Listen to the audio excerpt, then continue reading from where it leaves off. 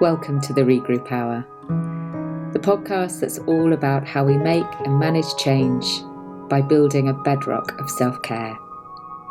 Self-care that comes from self-awareness and self-compassion. This is a gentle hour-ish to take some time out for yourself, to simply be and see whatever this time brings. It truly is an opportunity to regroup. Hi everyone. This episode of the Regroup Hour was recorded with a live audience.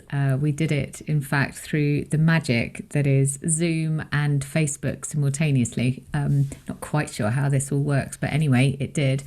And so we had a large group of people listening in to the conversation with Jen and also asking some questions through the chat facility as well. So this is really a conversation between myself and a truly lovely woman with an enormous heart, Dr. Jenn Huber, Dr. Jenn Salib Huber, get her name right, Henny. She is a naturopathic doctor and a dietitian, really impressive woman with a vast wealth of knowledge and experience. And in this fairly short conversation, she manages to share and debunk a number of things that we often carry with us. Things about food, attitudes about weight. And I just felt it was worth sharing with a wider audience. Now, as with a lot of the conversations that I have with people through the Regroup Hour, we talk about menopause, but food is obviously not just something that is of significance to women, and it's certainly not something that's only of significance during our menopausal years, but that is the focus because that is Jen's area of expertise. But I would hope that even if this time of life doesn't resonate with you, that you will still find lots that's of interest in what she has to share. So I'll hand you over to Jen. Okay, so Jen, we were just having a little bit of a pre-chat. So, I mean, your background is you're a registered dietitian, you're a naturopathic doctor, and you're a fellow woman in perimenopause as well. And there is a quote from your website, which I'm just going to read out, if I may. I kind of loved it, just sort of said a lot to me. You say, like so many women, I began dieting at a young age and went on to become a professional dieter. I recognise that. I longed to see the thin ideal staring back at me in the mirror for most of my adult years. But despite doing all the right things, exercising, trying every new diet, and getting 2 degrees related to nutrition, my body fought back. So I know that your area of expertise is that you work with women in menopause, perimenopause, and that you help them manage the changes, the physiological changes, but also it strikes me that you work with women's self-perception as well. Is that fair enough? Yeah. I think I've been in practice since 2004. So as the young people say, this is not my first rodeo. And after years of working with women across the reproductive life cycle, I really identified with women in midlife who were not only going through all the things that come with midlife, which, the busiest time of our lives, the sandwich generation, if you have kids, if you have a career, peak of your career, if you have both, dealing, caring for aging parents, the U-shaped curve of happiness that we're kind of at the low point of like the best part of our life anyway. And then add on top of that, all of the stuff that comes with menopause. And then on top of that, for many of us still dealing with trying to make our body smaller, or trying to get to a place where we might feel some kind of contentment even. I don't even call it happiness, just contentment with our bodies. And probably in about 2015 and around there, I can't remember the exact moment. I wish I could, because I feel like it would make a better story. But there was, at some point, the idea of intuitive eating was introduced to me professionally. And even though I had been a dietitian for 15 years at that point, I had never heard of intuitive eating. I'd heard about everything else, but I had never heard of intuitive eating. I'd heard of mindful eating. And like many people, I thought the two were interchangeable, and they're not. And so when I did a little bit more reading about it, signed up for some of the professional training, I knew that this was it for me personally, but it was also going to be the game changer for the women that I was working with. And probably about mid-2015, I closed my practice to conventional weight loss and really believed that it was no longer ethical to prescribe it, and really started working with women to just make peace with food, find food freedom, find body confidence, at whatever body they're in, really taking the shift or shifting the focus from the number on the scale, BMI, outward objective measurements of health, and really teaching them to turn it inward, and to make food their friend, no longer the enemy, no longer something that they had to obsess about, think about all the time, control, fear, worry, hate, love, that food just became something that was part of their life because they wanted it there. I just love that. I just want to give you a little bit of a yogi clap and a proper clap, just to say that resonates so deeply with me. And some of the women in the group will be aware of part of my story. And part of that was I got very, very ill. And as part of my process of recovery, I went to see a nutritionist. And her first question to me was, what do you want? Like, why have you come to see me? And out of my mouth came the words, I want to be strong. Mm-hmm. And in the past, I would always have said, I want to be thin. Mm-hmm. And it was this shift of attitude toward my body, actually, which became, it was such a moment for me, Jen, just to go, oh, that's what I want. That's actually what my body wants, is to be strong.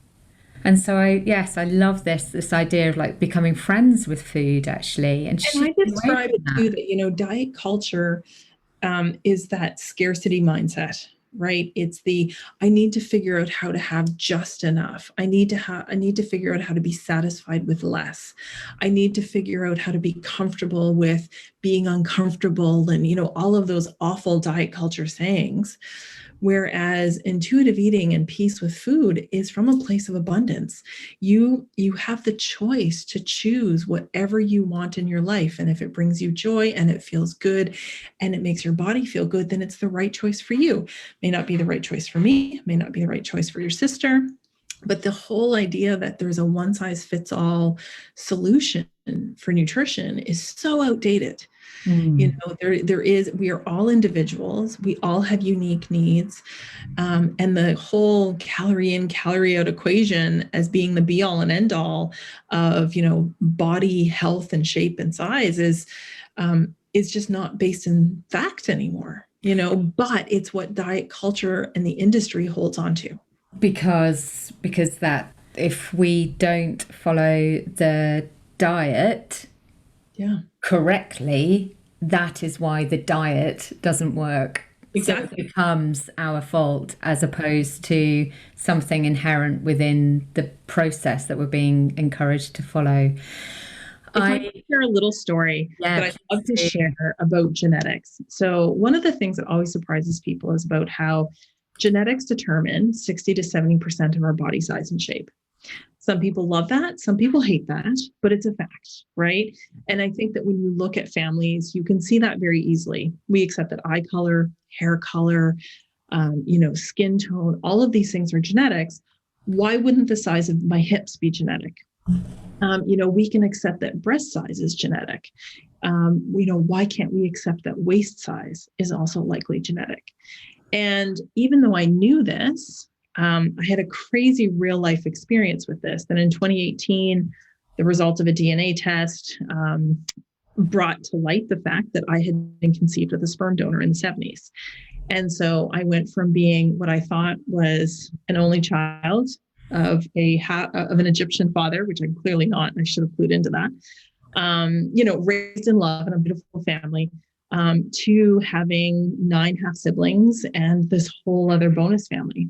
And to see the genetics, and if you follow me on Instagram, I sometimes share this in my story about how this half sister, who also happens to live here in the Netherlands, is kind of my clone. And down to the fact, so I'm 13 months older than she is, but we are so alike physically. We can shop for each other. We wear the same bra size, clothing size. From behind, our kids get us mixed up because we look so much alike. The only thing that's different is that she wears a size 41 shoe and I wear a 40. We are physically, even the freckle patterns on our arms. And it was and we're only half sisters. And it was really such an amazing moment of clarity that this is the body I'm meant to be in, It's not the body I thought I wanted, and it's not the body that I fought for, but I'm healthy and happy. And this is the size and shape that I can maintain without having to micromanage every aspect of my relationship with food. So there's something really thank you for sharing, and blimey, what an amazing story. So just want to honor that as well. And there's something really, really important here about, like, this is the body I'm meant to be in.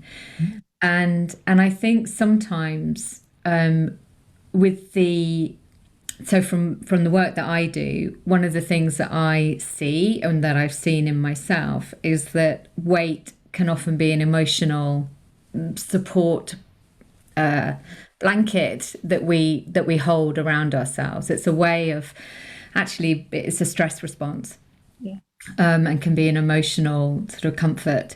And actually, there's one of the questions that's come up is, what about emotional eating? So I'm kind of, obviously emotion comes in to so much of like how we see and perceive ourselves, but any tips on emotional eating? I struggle during times of emotional stress and my good intentions go out of the window. Of course, because our brains, I love this question. So our brains are wired to avoid pain and seek pleasure. It has been a survival mechanism for us. And when we find something that feels good, tastes good, fuels us physically, mentally, and emotionally, our brain goes, yeah, okay, I'm filing that one away. The next time I'm in this uncomfortable feeling, this is where I know to go to. So the first thing when I'm working with people, and everybody eats emotionally, like, don't believe anybody who says that they're not an emotional eater, because if they are, they're not human. That's just a fact. We all have an emotional attachment to food because of this avoid pain, seek pleasure response. And so the first thing to recognize is that in that moment, it's self-care. There's nothing shameful about it. You aren't doing anything wrong. You're not broken. You are just like every other human on the face of the earth. Your brain has created this well-worn pathway. What I try and do in the work that I do with women is we try and reframe it, not reframe it, but define it as emotional hunger. So when you want food, when you're not physically hungry, what you're experiencing is emotional hunger. It's just as strong of a drive. But unlike physical hunger, it's usually food specific. So physical hunger, if you get hungry enough, you'll eat anything, right? You'd eat a shoe if you get hungry enough. Emotional hunger is usually very specific because we've created those associations. I feel sad. I want homemade bread. I'm happy. I want grandma's cookies, like whatever it is. So when I'm working with women, we try and put in what I call interrupters. So how can we pause in that moment? Not restrict, not try to control, not try to change. How can we pause? How can we sit? How can we feel? And is there a better, different, new way that we can try and respond to that emotional hunger? So it has to be from a place of self-compassion. It can't be from a place of, I'm doing something wrong. I can't believe how awful I am for doing this again. Why don't I have more self-control? I can't control myself, because that's never going to work, because that's more pain. And you're wired to avoid pain and seek pleasure. So it has to be from a place of self-compassion. Beautiful, beautiful answer. And the question that comes up for me there that I, that we could sort of offer into ourselves actually is just asking that part of us that's seeking the avoidance of the pain. Yeah. What do you need, my darling? Yeah. And with that gentle touch. That's a really beautiful answer. Thank you. And it diffuses it, because there's a fear reaction that comes up when we think that we want something that's wrong, or that we are wrong for wanting something. And fear is just so awful. It's gross. Nothing good comes of it except survival. And that's what the emotional eating is. It's survival. So you need to take yourself out of fight or flight, emotionally, physically, mentally, and just try and be curious about it and not judgmental. Beautiful. And Belinda, who asked that question, said, thank you so, so much. Makes so much sense. With the kisses and everything. And then Debbie has asked made a really lovely point here as well. So she said, I can be a little obsessed with eating the right foods. So this comes on to this thing about like what's okay, what's not okay, the judgment. I find all of the mixed messages around what a healthy diet actually is extremely frustrating and confusing. So this feels like a good area to explore. Yeah, I'll try not to get on my soapbox for too long about this. You might set her off, Debbie. The unfortunate reality is, and I can say this with some authority after almost more than 20 years now of being in this kind of field, is that there are very few things about nutrition we can say with certainty. Because there is inherent flaws in studying nutrition. One, because we're all unique and our genetic makeup, depending on where our ancestors came from in the world, depending on all of these different genes that control nutrition, metabolism, all those kinds of things, are going to be slightly different for every person. We can't control for that yet. I think at some point in the future that will happen. Yeah. But the other thing is that for the most part, the nutrition outcomes that we're measuring are things that we can only measure for short periods of time. We can't tell someone, eat this thing in this way for 25 years and check in with us every 3 months, 6 months, 12 months. No one's going to do it. The dropout rate in that study is going to be through the roof. And it's impossible to control for all of the other variables that could also be influencing it. Is this person eating more fruits and vegetables because they like them? Are they eating less of them because they don't? Or is it because they can't access them? Is it because they don't have access to fresh fruits and vegetables? How is it income level? Is it socioeconomics? Is it gender? Is it race? Is it whatever that's influencing these other things? Yet the studies often say, oh, it's because of this. Mm-hmm. So for the most part, the only thing that we can say with certainty is more plants on your plate is good. More eating at home, food that you prepare is good. Eating with other people is good. Getting something from each of the macronutrient groups, so carbohydrates, protein, and fat, probably more plant-based fats than animal, is good. And that's about it. They're really, like, even when we're looking at, weight loss studies, comparing low fat, low carb, high protein, the results are always the same. They all work for 6 months, but then after 6 months, they all stop working. And by 1 and 2 years, there's no statistically significant difference between any of them because most people have regained the weight and sometimes more.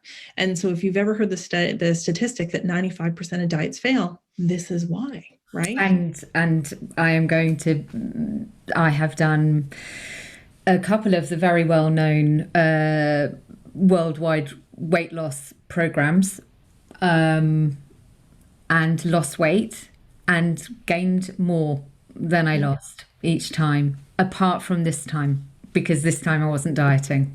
So it's really difficult when, people are saying, well, what should I eat? There must be a should, there must be a list, there must be a top 10. And I really try and break it down and say, you know what, there are absolutely some nutrition priorities for women in life. And depending on your family history, your medical history, your goals, there might be some specifics there, but there really isn't a midlife menopause diet.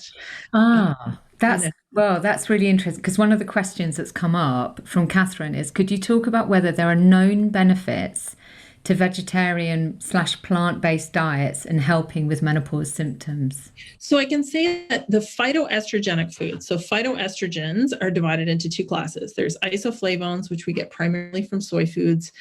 There are lignans, which we get primarily from flax, and then beans and lentils are also lower, but still significant sources of phytoestrogens as well. And a big part of the work that I do and the program that I run is very heavy on phytoestrogens for helping to control symptoms for women in perimenopause and menopause. So yes, that would probably be one thing that we can say that there's evidence for. Clinically, I see it all the time that it's a game changer for women. So I wouldn't say that it's the vegetarian diet, because most of the people that I work with probably aren't strict vegetarians, but including more plant-based protein, which also happens to be good sources of phytoestrogens, benefits most women. Brilliant. Really useful. And Debbie thanked you also for your answer to her question, saying some sense at last. And I mean, what the thing I'm picking up from you, and I have to say it's kind of music to my ears, because it's this whole principle that there is no one size fits all. There is not just one approach. There is what feels right for you. And I feel very much the same with the work that I do, helping people go through change as well. Like, we need to listen in to our own voice. And intuitive eating is all about learning to listen. So how do you experience physical hunger? What level of physical hunger do you experience? And how can you respond to that most of the time in a comfortable way? How can you learn what comfortable fullness feels like? How can you also honor the need for satisfaction? In intuitive eating, we talk about satisfaction being the game changer. And it's the difference between having a cauliflower pizza crust when you really want a regular pizza crust, or it's the difference between having a burger with a lettuce bun when you really want a bun, right? If you love the lettuce bun just as much or more than the regular bun, great. That's what you want. That's what you find satisfying. But if you're choosing that because you think you need to, or that you're going to benefit from it, you're going to be left wanting more. And that's the place of lack again, isn't it?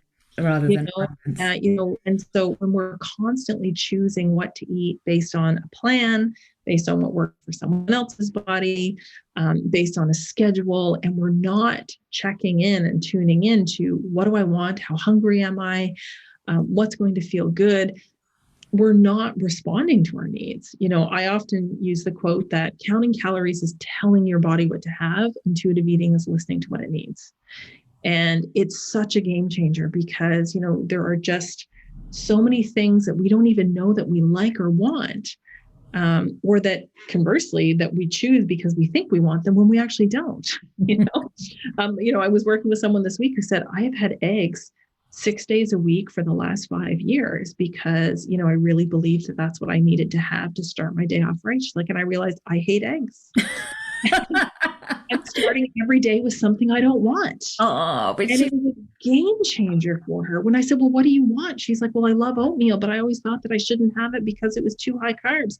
And she literally started her day with pleasure and satisfaction every day for a week. And it was a game changer. Because also what we're talking about here is how it is about how we care for ourselves.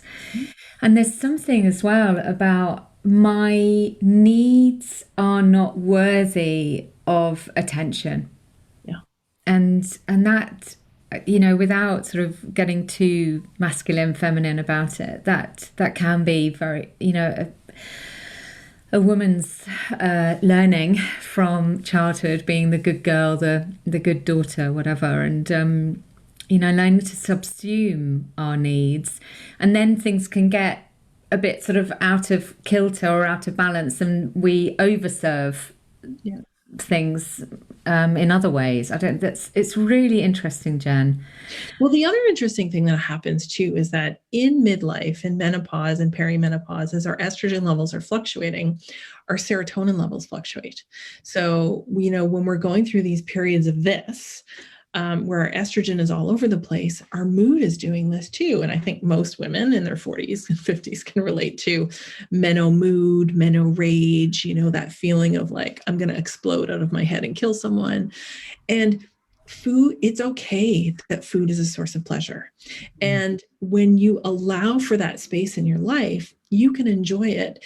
And eating beyond your comfortable fullness of whatever food you enjoy no longer becomes satisfying. Yeah. Right. And so when you feel like you can't have it or shouldn't have it, when you make the mental commitment to having it, you need it all to feel satisfied. Right. Because you have held it in restriction for so long that by the time you finally get to that place where you're like, yes, I'm going to have this, the guilt and the shame and the regret just make you need it all.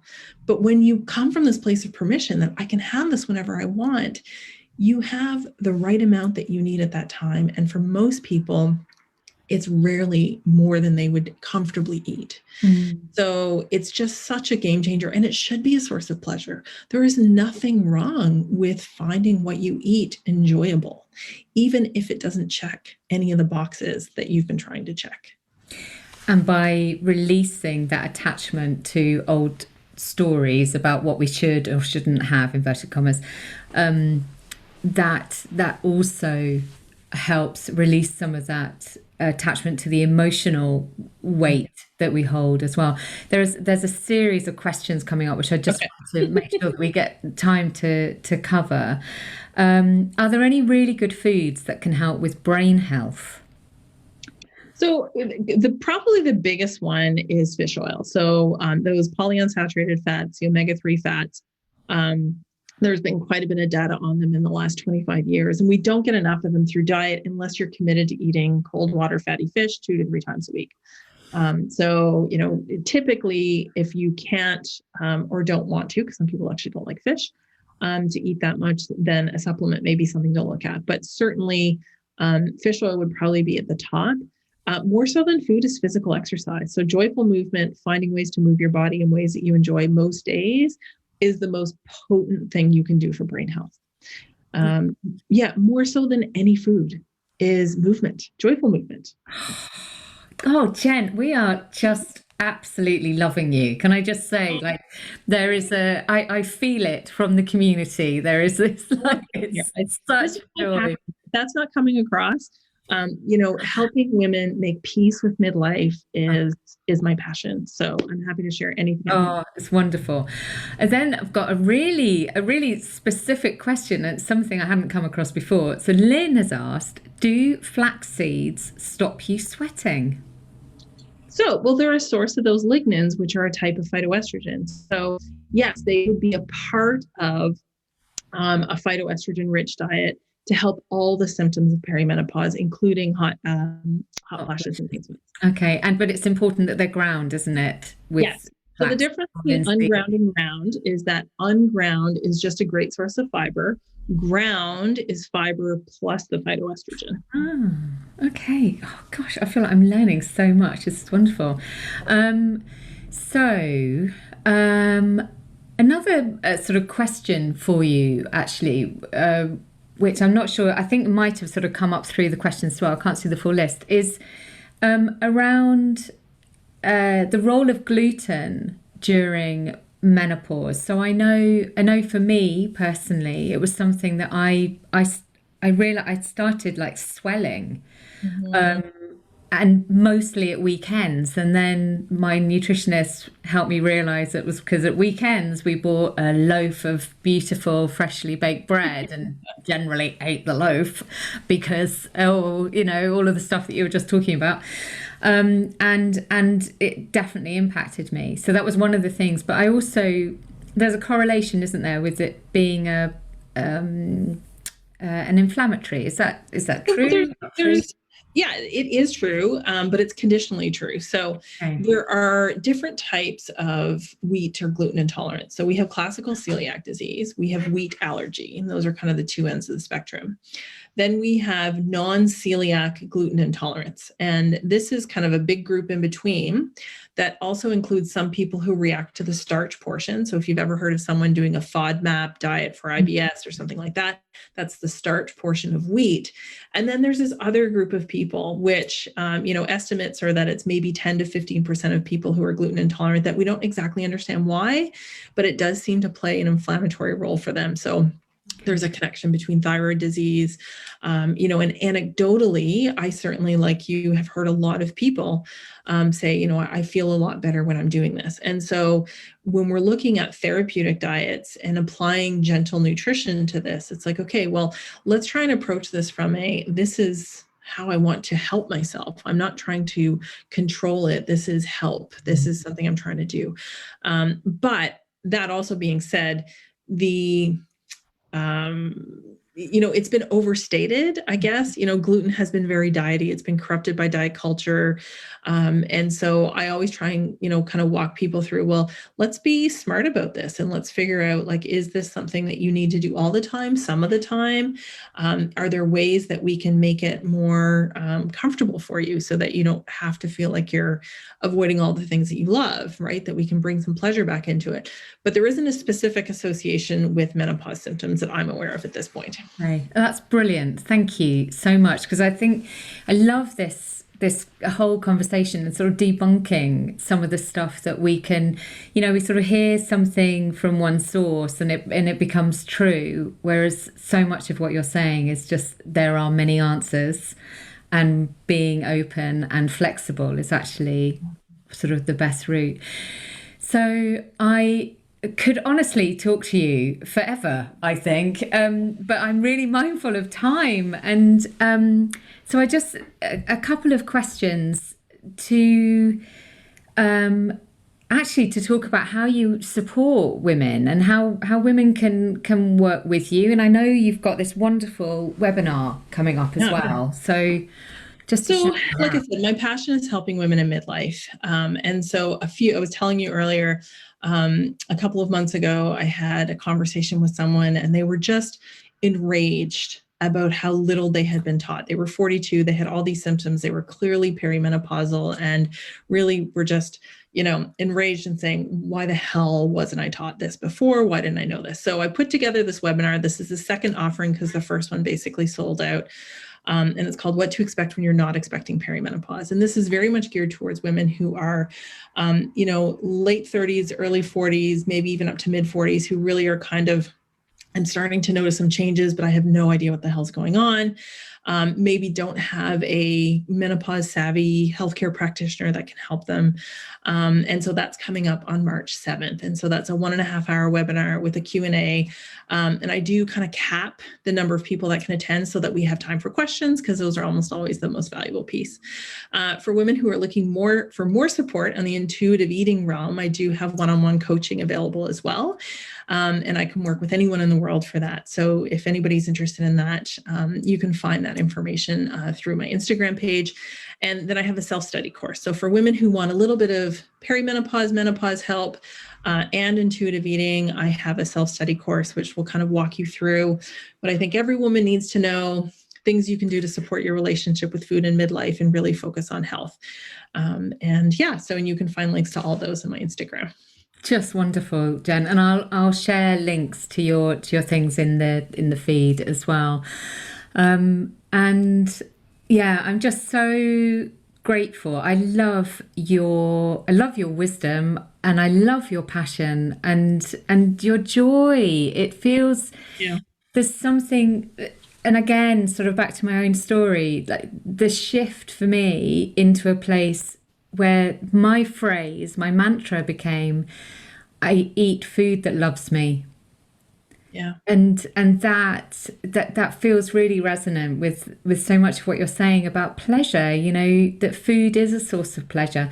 And I have to say that just before I came on air, I ate some onion rings crisps. I was thinking it's so hilarious. I'm so kind of like, about sort of health and well-being, but actually for me in that moment, it was there, I ate them, and that's wonderful. And I feel because it was pleasurable, it was, and that's okay.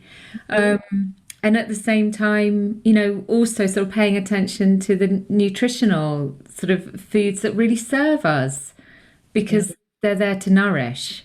And food just doesn't have to be perfect. That's the other thing. If we needed to eat perfectly to thrive and survive, our species would not be where it is now. Right? And so there is nothing that you can do in a meal, in a vacation, in a weekend that is going to have any kind of long-lasting impact on your health. Yeah. Right. So enjoy the moment, celebrate with food, make it part of, what you enjoy about life. Don't make it what you stress about. And that's what I love, is I love when women can come to me and say, I had this and I loved it and I don't feel guilty and I'm good with it. That's my why. So. Brilliant. And Sally Reek has just said that she loves an onion ring as well. But some lovely messages from people saying thank you. Thank you so much for having me. I really enjoyed it. If there are other questions, please post them, and I can certainly try and pop in to answer those too. Brilliant. Oh, okay. So I'm going to close this session and just say thank you so much, everybody, for all of your contribution, and the overwhelming message as well from people, Jen, is just how positive this is, and that's really important, isn't it? So, yeah. All right. Take care, everyone. There we are. I hope you enjoyed that fascinating conversation. I really think this whole topic of intuitive eating is really interesting.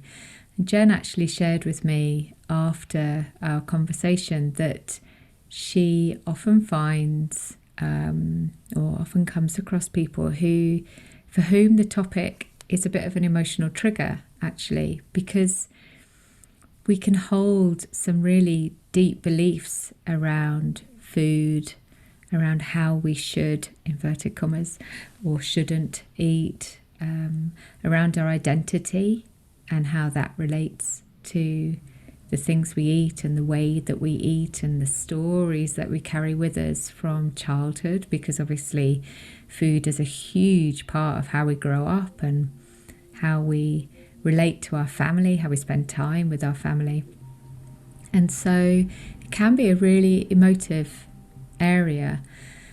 And I hope that what Jen has been sharing with us has helped spark some thoughts for you, either a bit of inspiration or some reflection or a desire to discover more.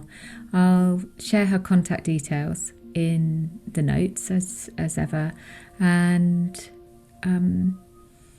I really love to hear your thoughts around this and whether this would be a topic that you'd like to explore more deeply. I'd absolutely love to have Jen back and perhaps spend a whole hour with her on the podcast, talking things through. So let me know if that feels good. Thank you, as ever, for listening. Thank you to Jen for her time and her wisdom. And thank you, as always, to Angus from Chango Music for his production and his lovely intro and outro.